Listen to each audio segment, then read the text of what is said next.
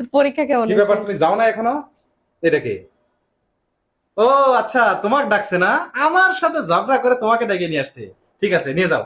যাও না কেন, যাও, তাড়াতাড়ি যাও, বাপের বাড়ি চলে যাও। কি বলো এসব? কোথায় যাব? উমা, তুমি ওকে ডাকে নিয়ে আসছো বাপের বাড়ি যাওয়ার জন্য না? আমার ভাই আসছে, ওর পরীক্ষা শেষ হয়েছে, সেই জন্য বেড়াইতে আসছে। আমি তোমার সাথে ঝগড়া করে ওকে ডেকে আনছি বাপের বাড়ি যাওয়ার জন্য। তো তোমার সাথে এত খারাপ ব্যবহার করে তুমি যাও না কেন? কোথায় যাব? বাপের বাড়ি চলে যাবা। জি না, এটা আমার সংসার। এই সংসার ছেড়ে আমি কোথাও যাব না। এই সংসার ছেড়ে আমি সেই দিনই যাব যেদিন আমি সাদা কাপড় পরে বের হবো, ওই দিন।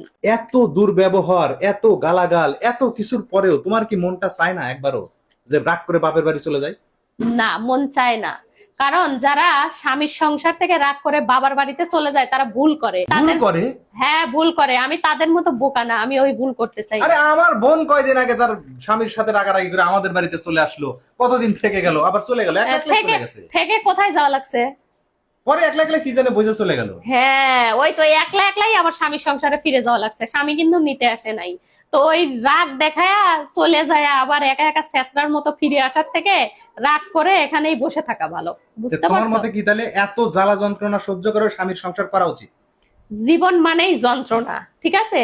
জীবন কোনো ওই ফুলের বিছানা না যে সবসময় তুমি সুখে থাকবে। যদি তুমি কষ্টে না থাকো তাহলে তুমি যখন সুখে থাকবা ওইটা কিন্তু অনুভব করতে পারবা না। সেই জন্য সুখ দুঃখ নিয়েই জীবন। আমি এই, সুখে থাকলেও এখানে থাকবো, কি খাওয়ায় দুঃখে মানুষ থাকলেও করছে এখানে। রে? কি খাওয়ায় মানুষ করছো? এত কিছুর পরেও সে কেন বাপের বাড়ি যেতে চায় না? তবে তুমি আজকে আমার মনটাকে অনেক খুশি করে দিছো। তোমার স্বামীর বাড়ি একটা মেয়ের কাছে শেষ আশ্রয়স্থল, এবং কেউ যদি যায় তাহলে যেন একবারে সাদা কাপড় পরেই বাইরে বের হয়। এটা আমার কাছে খুবই ভালো লাগছে। এই জন্য তোমাকে আমি একটা গিফট করতে চাই। কিসের গিফট? চোখ বন্ধ করো। এটা কি? দেখো এটা কি।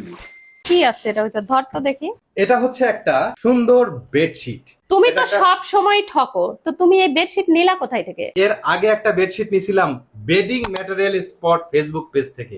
ওইখান থেকে নেওয়ার পরে আমি যখন দেখলাম যে এদের কাপড়ের মানটা আসলে সত্যি অনেক ভালো, তারপরে আমি আর একটা বেডশিট ওদের কাছে অর্ডার দিয়েছিলাম। সেই বেডশিটটা আজকে আসছে।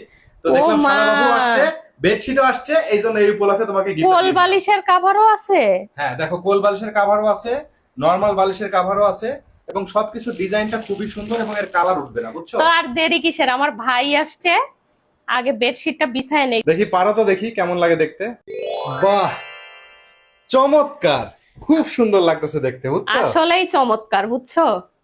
আর চমৎকার না? কাপড় কোয়ালিটি এত ভালো, কি বলবো, অনেক সুন্দর। এত সুন্দর বেডশিট আসলে অনলাইন থেকেও যে পাওয়া যায় এই প্রথম দেখলাম। সত্যি তাই। ডিজাইনটা অনেক সুন্দর।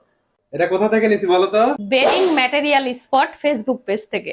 ওনাদের এখানে শুধুমাত্র এই বেডশিটই না, ওখানে waterproof bedsheet, sofa cover, dining table cover, জানালার পর্দা সবকিছুই পাওয়া যায়, এবং তাই নাকি? কোয়ালিটিও খুবই ভালো। এত কিছু পাওয়া যায়? 3D বেডশিট পাওয়া যায় না? 3D বেডশিটও পাওয়া যায়। এরপরে কিন্তু আমাকে একটা 3D বেডশিট এনে দিবা, একদম জীবন্ত ফুলের ওপর ঘুমাবো। অবশ্যই অবশ্যই। আমার ছোট ভাইয়ের ভাগ্যটা আসলেই ভালো যে আজকে এত সুন্দর একটা বেডশিট তুমি অনলাইন থেকে অর্ডার করে আনছো, আর আজকে ও আসছে। সেটাই দেখতে হবে না, ছোট ভাই রাজ কপাল। শালা বাবু, দেখো তো ঠিক আছে কিনা, পছন্দ হয়েছে তো? আরে বাপ রে, শাবাশ। আসলেই সুন্দর।